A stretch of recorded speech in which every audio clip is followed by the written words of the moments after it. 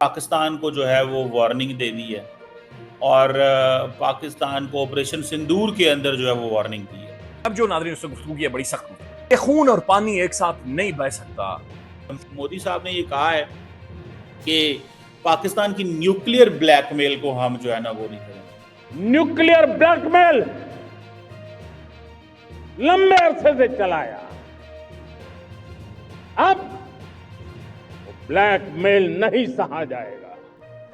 तो मोदी ने आज कई संदेश दिए। भारत की धरती से निकली चेतावनी जो दुश्मनों के दिलों को हिला देगी।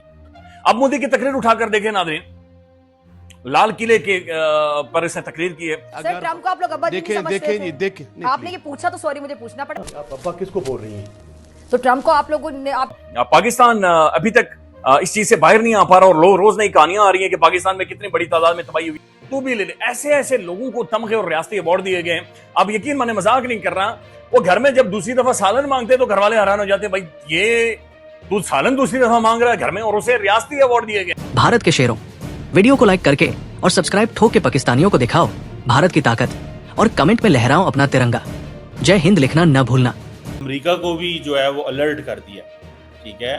वो कह रहे हैं कि जी अमेरिका पाकिस्तान को वार्निंग दे दी है, अमेरिका को क्लियर मैसेज अलर्ट कर दिया। ये तो सबसे पहले तो जो ट्रम्प को जो मैसेज दिया ना, क्योंकि इंडिया जो है वो अमेरिका की बात सुन नहीं रहा ना, जैसे हम सुनते हैं। हमारी कोई इंडिपेंडेंट फॉरेन पॉलिसी तो है नहीं। टॉम कूपर जिन्होंने ये कहा है कि इस मार्के में India was the clear cut winner. तो उधर से आपका क्या ख्याल है कि आप यहाँ से इस तरीके से अगर आप लोगों को डराएं धमकाएंगे तो उधर से क्या फूल आएंगे? उधर से भी यही होगा।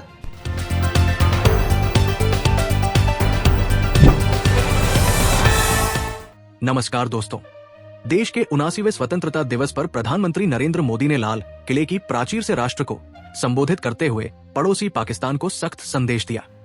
पीएम मोदी ने कहा कि आज उन्हें ऑपरेशन सिंदूर के वीर जवानों को सलाम करने का अवसर मिला है। हमारे सैनिकों ने दुश्मन को उनकी कल्पना से परे सजा दी है। उन्होंने याद दिलाया कि 22 अप्रैल को पहलगाम में आतंकियों द्वारा किए गए नरसंहार का जवाब ही ऑपरेशन सिंदूर है। मोदी जी ने कहा, सेना को पूरी छूट दी गई और हमारे वीर जवानों ने वो कर दिखाया जो आने वाली पीढ़ियां भी नहीं भूल पाएंगी। सैकड़ों किलोमीटर दुश्मन की धरती में घुसकर आतंकियों को नेस्तनाबूद किया गया। साथ ही प्रधानमंत्री मोदी ने यह भी साफ कर दिया कि भारत अब सिंधु जल संधि के पुराने स्वरूप को स्वीकार नहीं करेगा और पाकिस्तान के आर्मी चीफ आसिम मुनीर की परमाणु धमकियों को भी सहन नहीं करेगा। मोदी जी ने गर्जना करते हुए कहा, खून और पानी किसी भी हाल में साथ साथ नहीं बह सकते। मोदी साहब ने ये कहा है कि पाकिस्तान की न्यूक्लियर ब्लैकमेल को हम जो है ना वो नहीं करेंगे। न्यूक्लियर ब्लैकमेल पाकिस्तान ने कब कर दी है?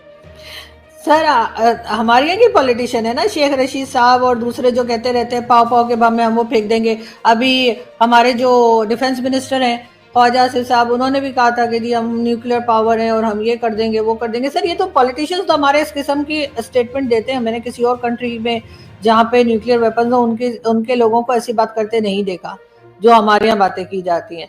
तो उसी को लेकर उन्होंने कहा होगा कि भाई इतने मिच्योर किस्म के लोग हैं जो हर वक्त यही बात करते रहते हैं कि जी हम न्यूक्लियर मार देंगे या ये न्यूक्लियर वॉर छेड़ देंगे।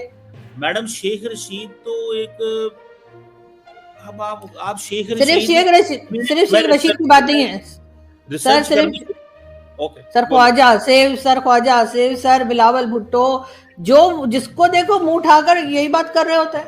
सिर्फ शेख रशीद की बात थोड़ी है। पाकिस्तान को जो है वो वार्निंग दे दी है और पाकिस्तान को ऑपरेशन सिंदूर के अंदर जो है वो वार्निंग दी है। और दूसरा ये है कि सिंदूर चल रहा है और उन्होंने ये भी कह दिया कि सुना है कि अमेरिका को भी जो है वो अलर्ट कर दिया, ठीक है। वो कह रहे हैं कि जी अमेरिका पाकिस्तान को वार्निंग दे दी है, अमेरिका को क्लियर मैसेज अलर्ट कर दिया। मैडम आपको नहीं लगता कि मोदी साहब को इस दिन तो मोहब्बत प्यार की बात करनी चाहिए? हमें 15 अगस्त को 14 अगस्त को एटलीस्ट कौमों को नज़दीक करने की बात करनी चाहिए, बजाय कि हम दोबारा वही बातें उठा लें। क्या कहेंगी मैडम? सर सबसे पहले तो मेरी तरफ से भी तमाम इंडियंस को जो है वो कहना चाहिए कि 15 अगस्त की मुबारकबाद, और इस बात की मुबारकबाद कि उनको हमसे छुटकारा मिला। लेकिन सर 14 अगस्त पे हमारे प्राइम मिनिस्टर ने क्या बात की, हमारे प्रेसिडेंट, हमारे लोगों ने क्या कोई मोहब्बत का पैगाम भेजा है? आपको लगता है इन्होंने भी तो यही बातें की है ना कि हम देख लेंगे, पानी बंद किया तो ऐसा कर देंगे, और फिर इसी किस्म की statement Bilawal Bhutto Zardari, prime minister Shahbaz Sharif हो, चाहे डिफेंस मिनिस्टर हो, इनके तमाम की यही स्टेटमेंट है, यही धमकियों वाली स्टेटमेंट है। तो उधर से आपका क्या ख्याल है कि आप यहाँ से इस तरीके से अगर आप लोगों को डराएं धमकाएंगे तो उधर से क्या फूल आएंगे? उधर से भी यही होगा। मुझे नहीं पता आप कभी वाघा बॉर्डर गए, यानी मैं एक बार गई हूँ कुछ 2 साल पहले, तो हमारी तरफ से उनकी साइड पे जो सॉन्ग्स बज रहे थे वो हार्डली खैर मैं सुन पा रही थी, लेकिन ये कि वो ऐसी थी, वो चक दे इंडिया और इस तरह के थे ना, वो जो मूवीज में होते हैं। और हमारे साइड पे जो तराने या गाने बजाए जा रहे थे वैसे थे कि हम दुश्मन का सर काट देंगे, तो हम ऐसा कर देंगे, वैसा कर देंगे, इस किस्म के थे। और इतना लाउड लगा रखा था कि हम दूसरी साइड की आवाज जो है बहुत मुश्किल से सुन पा रहे थे। तो सर नफरतें आप देंगे तो जवाब में फिर नफरत ही मिलेगी ना, जवाब में कोई लड्डू तो आएंगे नहीं। तो इस चीज को भी तो हमें देखना चाहिए। और प्राइम मिनिस्टर शहबाज शरीफ हों, चाहे हमारे आर्मी चीफ हों, अभी अमेरिका गए थे, वहां जाकर भी उन्होंने 2-4 बड़के लगा दी। उसके बाद यहाँ से भी जब हम इसी किस्म की बातें करेंगे, या तो हमने कोई दोस्ती की बात की हो, हमने कोई अमन से रहने की बात की हो, तो दूसरा भी वही जवाब देगा ना। आप जिस जबान में बात करेंगे आपको उसी जबान में जवाब भी मिलेगा। मैडम वो तो बात ठीक है आप कह रही हैं, तो पाकिस्तान ने तो कोई ऐसी कोई लड़ाई की बात नहीं की। पाकिस्तान ने तो यही कहा है कि कई दफा कहा है कि आए हमें बात करनी है, टेबल पे बैठना है। अगले दिन भी प्राइम मिनिस्टर ने ये बात की है, हम टेबल पे बैठने की बात करते हैं, भारत हमें मारने की बात करता है। मैडम थोड़ा सा तो है ना फर्क।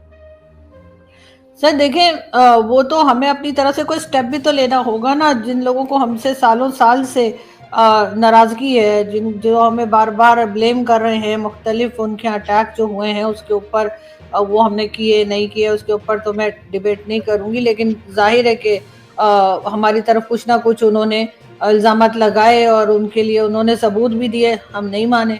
तो अब वो क्या करें? आपकी तरफ से वो आप कहेंगे डायलॉग, और आप डायलॉग क्या करेंगे?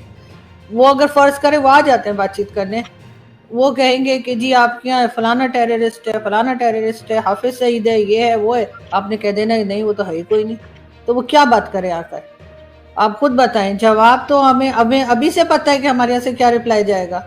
जब वो कहेंगे कि या मसूद अजहर की बात करेंगे, या हाफिज सईद की बात करेंगे, या और जितने नाम लिस्ट में होते हैं उनकी बात करेंगे, दाऊद इब्राहिम वगैरह, हमने तो सबको मना कर देना है कि नहीं वो तो है ही नहीं। कुछ को तो हम कह देंगे कि वो यहाँ पर मौजूद नहीं है, बाकियों को हम कह देंगे कि वो तो टेररिस्ट ही नहीं है, चाहे उनका यूनाइटेड नेशन में भी नाम लिखा हो। तो सर ऐसे लोगों से बात करके फायदा क्या होगा भारत को? या तो अपनी तरफ से कोई ऐसा स्टेप लिया जाए ना कि हम कहें कि हाँ हम इस चीज को सॉल्व करने में सीरियस हैं, हाँ हम इस इशू को खत्म करना चाह रहे हैं। मैडम दहशतगर्दी तो पाकिस्तान में होती है। अभी इस महीने 4 पाकिस्तानी मेजर शहीद हुए हैं, 20-25 पाकिस्तानी जवान शहीद हुए हैं। सर इंडिया पे तो हमला तब कर देते ना जब वहां पर टेररिस्ट होते। जब टेररिस्ट अपने ही हमने बिठा के रखे, हमने खुद ही बनाए हैं, हमने खुद ही प्रोड्यूस किए हैं, चाहे वो जनरल परवेज मुशर्रफ ने कहा हो, चाहे अभी आपके डिफेंस मिनिस्टर ख्वाजा आसिफ साहब ने कहा हो कि हम 30 इयर्स मिलिटेंट्स को पालते रहे, हमारी गलती थी, हम डॉलर लेके करते। से पहले मिलती है वो आवाज जो देश के पक्ष में बुलंद होती है। तो देरी किस बात की? आज ही जुड़िए हमारे मिशन से और बनिए सच्चे भारतवासी की पहचान। वीडियो देखने के लिए आपका आभार। जय श्री राम, वंदे मातरम।